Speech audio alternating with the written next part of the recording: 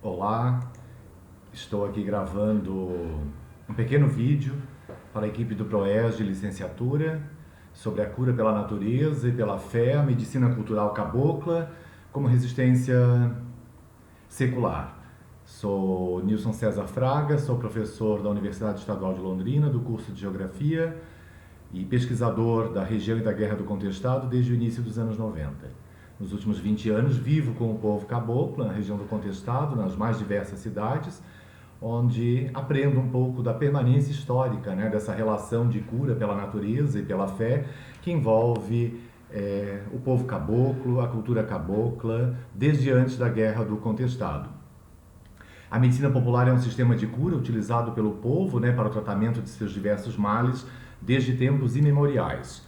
A sua prática é baseada no conhecimento tradicional, que as pessoas vão adquirindo e vão passando de uma para outra ao longo da história e transmitindo, evidentemente, de geração em geração.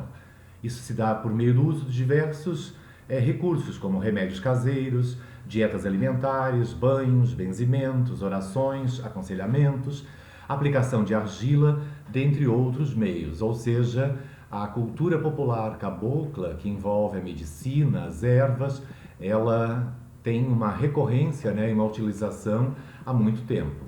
E isso tem gerado, evidentemente, a cura e a permanência das ervas como produto usado pelos sertanejos que adoeciam e que ainda adoecem, né? Sobretudo a população da região do Contestado. Geralmente essa população recorre a numerosos recursos, sobretudo da privilegiada flora regional, ou seja, a própria natureza ela acaba oferecendo, né, uma diversidade muito grande de raízes, de ervas medicinais que estão sempre disponíveis à população, ou seja, a natureza dá e a população não precisa necessariamente comprar. Nas cidades, a população, mesmo em cidades grandes, até hoje ela compra ervas, né?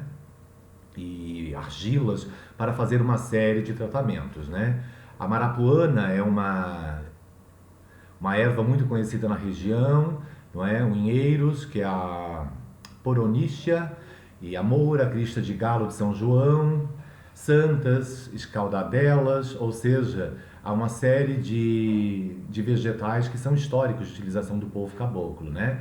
Nossa Senhora, que é o cipó de cobra, a cidreira, a planta pimenta das abelhas, que é a coron, dentre outras, né, que são utilizadas e talvez a população nem saiba de tantos que temos em uso ainda na região.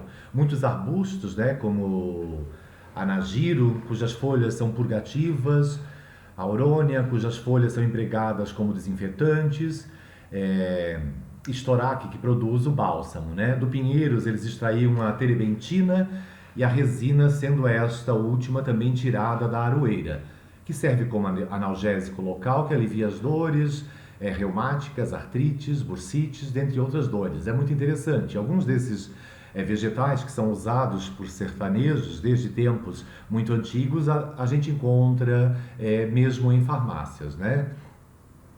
O cipó de cobra é bastante comum, né, que também é chamado de erva de Nossa Senhora. É muito interessante. E a marapuama, as pessoas compram em potes nas farmácias, né, que custa R$ 43, a última vez que eu vi. E na realidade, a pessoa simplesmente pode adquirir na floresta, nos campos, nos matos e fazer os seus remédios. A ligação com São João Maria é muito antiga, não é? E eu acho que ele é um dos grandes incentivadores da utilização das ervas para os tratamentos à medida que ia passando pela região do Contestado, não é? Ele é um grande conhecedor das ervas medicinais, ensinando receitas curativas, né, que são praticadas até os dias atuais. Então, muitas das práticas curativas feitas por ervas são adquiridas com os ensinamentos do monge São João Maria, seja o primeiro, seja o segundo, seja o terceiro, que são os mais famosos, né? Mas além dos ensinamentos com ervas, ele falava do futuro, desejava a paz e a igualdade, fazia premonições, aconselhava o povo a rezar, pedia a todos que se mantivessem firmes na fé e na justiça para encontrar a paz e a felicidade. Ou seja, além das ervas, são palavras que ajudam a população a encontrar paz de espírito, de coração, dentro de si, né, no seu coração, para seguir a vida, né, uma vida dura no sertão e assim por diante. Ou seja, muito se aprende, e muito se aprendeu e muito se mantém ligado, evidentemente, a São João Maria. E ele, não é? E seus ensinamentos são ainda muito recorrentes no Mato Grosso do Sul, São Paulo, Paraná, Santa Catarina, Rio Grande do Sul, mas podemos encontrar também no Peru, na Argentina, na Bolívia, nos Estados Unidos, por onde passou o monge João Maria. E talvez uma das lendas mais fortes ligadas à natureza que São João Maria empregava e que fazia com que os caboclos, as caboclas, os sertanejos recebessem eles ou aguardassem ele, né? Era a lenda, que talvez não seja apenas uma lenda, né? De que toda casa de caboclo tinha que ter um pé de couve plantado. Mas não é uma couve qualquer, é aquela couve que tem as pontinhas detilhadas, entende? Ou seja, toda serrilhada com pontinhas. Essa couve, ela é muito comum no interior do Contestado. Em Lebon Regis encontramos, em Calmonte, em Balgrande, Matos Costa e assim por diante. Então as pessoas que têm fé no monge e talvez no seu retorno ainda guardam, né? Em casa plantam e conservam a couve das folhas serrilhadas plantadas. E sem comentarmos as águas, né? Há em todo o sul do Brasil espaços de fé e cura, onde as pessoas buscam na água do monge e nas argilas, né? No barro, seja vermelho, seja amarelo ou seja marrom e preto, a cura para suas doenças, que são da alma, que são doenças do corpo, e para as feridas se usa as argilas, não é? E mais forte, talvez, do que isso, seja a história dos benzimentos que atingem, né, quase todas as cidades do Brasil, mesmo que de forma discreta, não seja muito marcante, mas em qualquer lugar que a gente vá, a gente sabe que há benzedeiras, né? Há registros de benzedeiras no Mato Grosso, na Amazônia, em Parintins, que a gente sabe, no sertão de Pernambuco, em Florianópolis, não é? Dona Hilda Vieira, por exemplo, tem 102 anos e é uma das mais antigas benzedeiras de Santa Catarina. No Rio de Janeiro também, assim como na Chapada dos Guimarães, no interior do Ceará, ou seja, permanece, né, essa trajetória histórica de cura a partir das ervas, a partir da água, a partir do benzimento, a partir da fé das pessoas.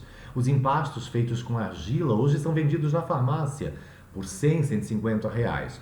Mas as pessoas buscam, né, nas fontes de São João Maria a argila que vai curar por meio, né, evidentemente, da composição química do próprio mineral, as doenças que as pessoas possuem na pele, por exemplo. E a prática, né, que envolve os curandeiros e as curandeiras, não é? É uma verdadeira mistura de elementos que vem desde os indígenas, passando pelos afrodescendentes, católicos e não católicos, em síntese, né? Isso está impregnado na cultura popular do Brasil inteiro, mas é muito forte no Contestado e faz parte do processo de formação do próprio Brasil, não é? Como ao longo do Império, por exemplo, nós não tínhamos...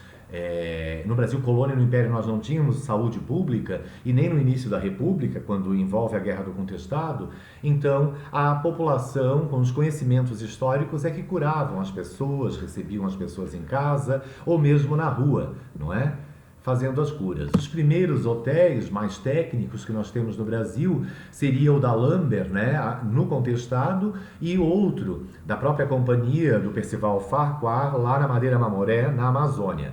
Até então nós tínhamos só hospitais de caridade, santas casas, que recebiam as pessoas também com chás, não é? Com ervas, para que elas tivessem uma passagem mais lenta. A química, a técnica hospitalar de cura é uma coisa muito recente. Por coincidência, no Brasil ela entra, não é? Com a própria Guerra do Contestado, com a entrada do capital estrangeiro e assim por diante. Então, são muito poucos os hospitais até a década de 20, 30 do século passado no Brasil. E José Maria, que foi o último monge que passou, né, ele não era apenas um curandeiro vulgar, ele sabia ler e escrever e ele tinha anotado as propriedades medicinais em seus cadernos. Ele montou, na região de Curitibanos, uma farmácia do povo, no rancho de um capataz do coronel Almeida. Isso por volta de 1911, 12, onde passou a atender diariamente, à tarde, né, até tarde da noite, a população cabocla que buscava ervas para curar suas doenças e assim por diante. Essa farmácia do povo, criada por José Maria, aí no Contestado, no início do século passado, ela acabou gerando, no início desse século, portanto 100 anos depois, a farmácia popular do Brasil, que chegou a ter 533 estabelecimentos no país, atendendo 43 milhões de pessoas. e que vendiam 125 medicamentos com até 90% de desconto. E 25 medicamentos eram distribuídos de forma gratuita, não gratuita porque o cidadão e a cidadã pagam impostos, né? Para milhões de brasileiros e brasileiras. Então vejam, a partir do contestado de uma farmácia do povo criada por José Maria, nós acabamos tendo uma política pública no Brasil que são as farmácias populares, que estão em qualquer cidade desse país, não é? E eu poderia falar de uma série de ervas, né, que envolvem tratamento, e por geoterapia, cromoterapia, e terapia de florais e de outras ervas, mas a gente não tem muito tempo, porque eu tenho 5 minutos para falar e eu acho que eu já falei disso, né? Mas eu acho que essa ligação da cultura popular, não é, do povo sertanejo, do contestado, a manutenção, não é, das ervas, dos emplastos e de centenas de ervas como medicação, elas são fundamentais para que a gente possa pensar, não é, nessas permanências seculares de um mundo envolvido pela cura a partir da natureza e da fé. Essa medicina cultural cabocla, que resiste há mais de 100 anos, talvez tenha 200 ou 300, ela deve permanecer, até porque ela é fruto da história de um povo que se cura a partir da natureza e que aprende com a natureza e passa para outros cidadãos e cidadãs, não é? As ervas que curam, as argilas que curam e as águas que curam. Então é muito importante nós mantermos, não é, essa medicina cultural popular que vem da natureza e que ainda existe no contestado.